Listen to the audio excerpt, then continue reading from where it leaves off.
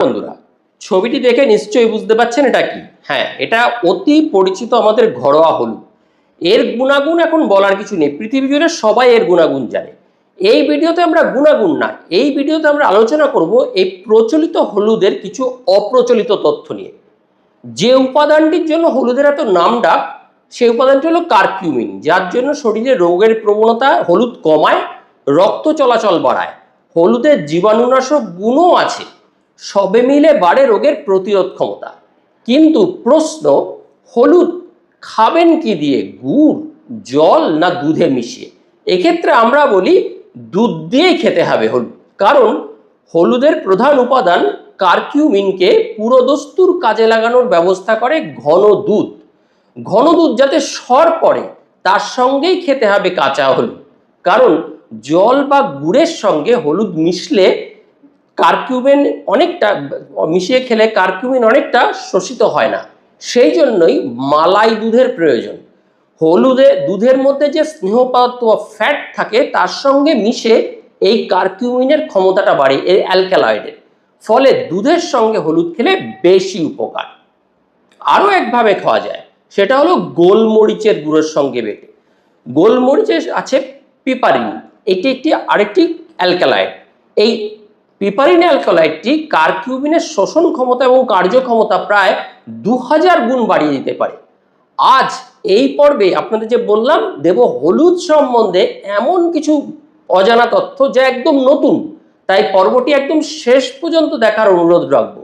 নমস্কার, আমি doctor Anupam Sinha, general physician, proctologist, lifestyle modifier, এই পর্বে আপনাদের হোস্ট। আর আপনারা দেখছেন আপনাদের নিজেদের YouTube channel doctor Anupam helpful.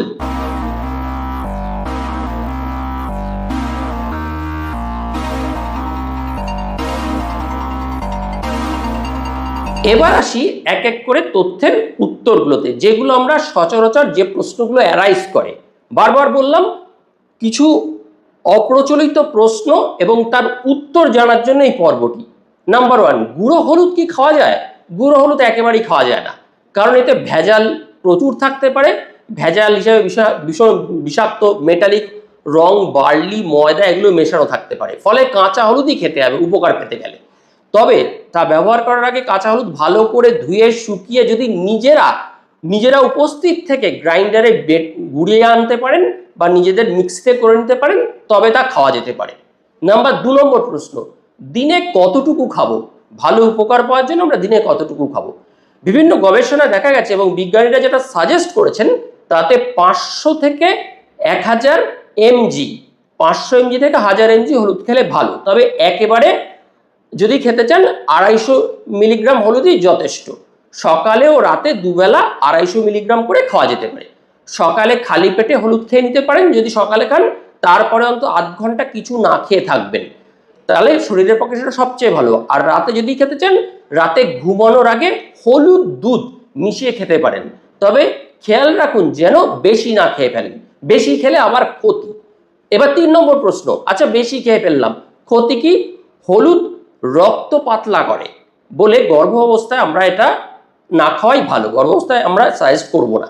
যাদের কিডনিতে পাথর হওয়ার প্রবণতা আছে, স্টোন, তারা রোয়েশে হলুদ খাবেন, কারণ হলুদে 2% অক্সালেট থাকে, যার ফলে কিডনিতে পাথর হতে পারে। এবার একটা নতুন ফর্মুলা দিচ্ছি, হলুদ খাওয়ার একটা নতুন ফর্মুলা। কাঁচা হলুদের চা বানিয়ে খান। কিভাবে কাঁচা হলুদের চা খাবেন?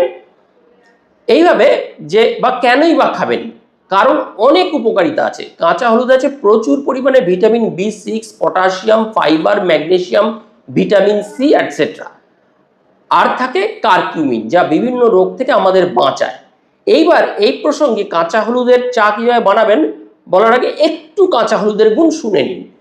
ডায়াবেটিসের জন্য কাঁচা হলুদ ভীষণ উপকারী। এতে রক্তে শর্করার মাত্রা বা গ্লুকোজের মাত্রা সঠিক রাখতে সহায়তা করে।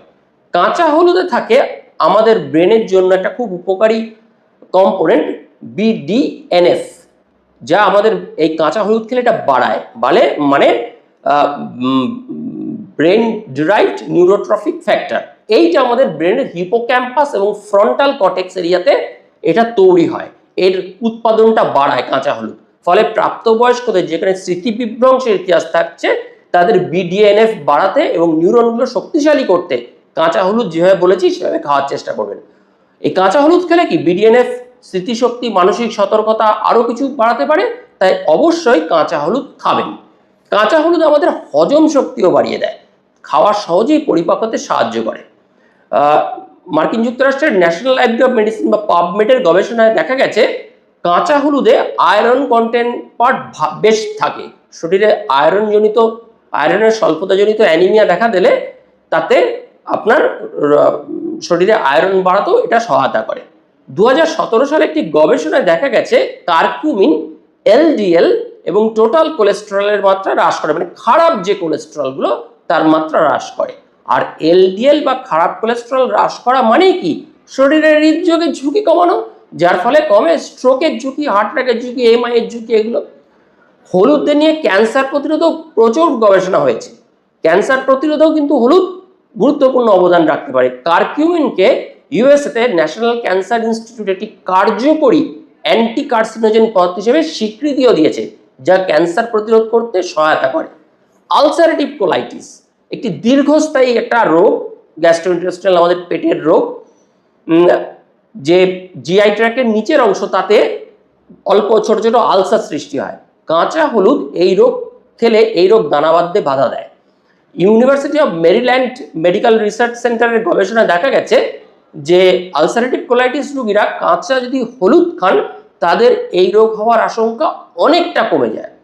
আর কাঁচা হলুদ খাওয়ার আগে কিন্তু কিছু সাবধানতা মেনটেন করবেন, যেমন ব্যথা উপশমনকারী ইন্ডোমেথাসিন, অ্যাসপিরিন, আইবুপ্রোফেন, NSAID এগুলো যারা খাচ্ছেন, কাঁচা হলুদের সাপ্লিমেন্ট ক্যাপসুল এগুলো যদি খান তাতে কিন্তু এটা উপকার হতে পারে, তবে ওই ওষুধগুলোর সাথে একত্রে খাবেন না, কারণ কাঁচা হলুদ নিজেই বাতব্যাধি কমানোর জন্য সাফিসিয়েন্ট।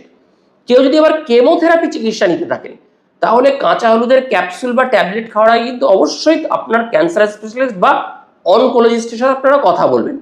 যারা ওয়ারফেরিন, একরকম রক্ত পাতলা হওয়ার ওষুধ খান, ওয়ারফেরিন খান, অ্যাসপিরিন খান, তাদের ক্ষেত্রেও কাঁচা হলুদ খাওয়ার ঝুঁকি কিন্তু একটু ঝুঁকিপূর্ণ। তারাও কিন্তু ডাক্তারের সাথে কথা বলবেন, কারণ কাঁচা হলুদ ইটসেলফ নিজে কিন্তু রক্ত পাতলা করে। তার ফলে হলুদের সাপ্লিমেন্ট এরা খাওয়ার আগে কিন্তু অবশ্যই ডাক্তারবাবুর সাথে কথা বলবেন। ইমিউনোসাপ্রেসিভ যারা ওষুধ খাচ্ছেন, ক্যান্সারের ওষুধ যারা খাচ্ছেন, তারা যদি বেশি পরিমাণে কারকিউমিন খান বা সেবন করেন, হলুদ খান, তবে তার পার্শ্ব প্রতিক্রিয়া হতে পারে। এক্ষেত্রেও কিন্তু আপনাকে ক্যান্সার স্পেশালিস্ট বা আপনার অনকোলজিস্টের সাথে কথা বলতে হবে। কাঁচা হলুদের একটি সক্রিয় উপাদান বললাম এই কারকিউমিন, একটি প্রাকৃতিক যৌগ, এটা পলিফেনল, যার অ্যান্টিঅক্সিডেন্ট প্রপার্টি আছে, অ্যান্টি ইনফ্ল্যামেটরি বৈশিষ্ট্য আছে, যার ফলে বিভিন্ন ধরনের ব্যাকটেরিয়া থেকে আমাদের খাদ্যনালীকে সুরক্ষিত রাখে। বিভিন্ন অন্যান্য রঙিন উদ্ভিদভিত্তিক খাবারের মতো কাঁচা হলুদ ফাইটোনিউট্রিয়েন্টস সমৃদ্ধ, যা আমাদের শরীরের ফ্রি র্যাডিক্যাল জনিত যে ড্যামেজগুলো, বিভিন্ন দূষণজনিত, অতিরিক্ত সূর্য আলোকজনিত, আমাদের কোষগুলোকে বিভিন্ন রেডিয়েশন থেকে বাঁচাতে কিন্তু খুব উপকারী। এটা ক্যান্সার এবং হৃদরোগও প্রতিরোধ করে। আগে বললাম, খাবারে কিছু কাঁচা হলুদ ব্যবহার করলে দেহের অভ্যন্তরে ইনফ্লামেশনটা কমে, বাতব্যাধি, জয়েন্টে ব্যথা, কোলাইটিস, অ্যালার্জি, এগুলো কাঁচা হলুদ কিন্তু খুব ভালো কন্ট্রোল করতে পারে। এবার আসি ওই যে ছেড়ে গেছিলাম পয়েন্টটা, কাঁচা হলুদের চা কিভাবে বানাবেন। আদার মতোই কাঁচা হলুদের মূল ছোট ছোট ছোট ছোট কুচি কুচি করে রাখুন। পুষ্টিকর, এটা দিয়ে পুষ্টিকর সুস্বাদু একটা চা তৈরি করা যায়। চা তৈরির ফর্মুলাটা কিরকম? কাঁচা হলুদে এইরকম অনেকটা 2 টেবিল চামচ কাঁচা হলুদের ওই আদার মতো ছোট ছোট করে কাটা মূল, আর 2 টেবিল চামচ বা 2 টেবিল চামচ হলুদের গুঁড়ো নিতে পারেন যদি কাঁচা মূল না পান। এবার 1 থেকে 1.5 কাপ জলে ওই কাটা মূল 1 থেকে 2 চামচ বা যদি গুঁড়ো দেন দিয়ে ফুটিয়ে নিন, কম আঁচে ফোটাবেন 5 মিনিট মতো, হয়ে গেল। তারপর ছাঁকি দিয়ে এটা ছেঁকে নিন। এরপর এর স্বাদ চেঞ্জ করতে একটু লেবুর রস বা মধু দিতে পারেন, যে যেটা পারবেন, ব্যাস হয়ে গেল কাঁচা হলুদের চা তৈরি। এই চা আপনি গরম ঠান্ডা দুভাবেই খেতে পারেন। এটা সূত্র Hopkins medicine, medical news today, my heart book. তাহলে এই যে উপকারী হলুদ কিভাবে খাবেন, কাদের খাওয়া উচিত, কাদের খাওয়া অনুচিত, কতটা ডোজে খাবেন, কিভাবে খেলে আপনার সর্বোচ্চ উপকারটা পাবেন, এই ভিডিওতে এটাই বলা, সাথে একটু শর্টে হলুদের উপকারিতাও বলেছি। তাহলে এইরকম ইনফরমেটিভ ভিডিও পাওয়ার জন্য আমাদের চ্যানেলটিকে লাইক, সাবস্ক্রাইব ও শেয়ার করবেন। আর শেয়ার করলে তো নলেজ বাড়ে। আর এরকম নতুন নতুন তথ্য পেতে আমাদের চ্যানেলটা আপনারা সাবস্ক্রাইব করে রাখতে পারেন। সবাই ভালো থাকবেন, সুস্থ থাকবেন। শীঘ্র একটি নতুন ভিডিওতে আমাদের আবার দেখা। নমস্কার।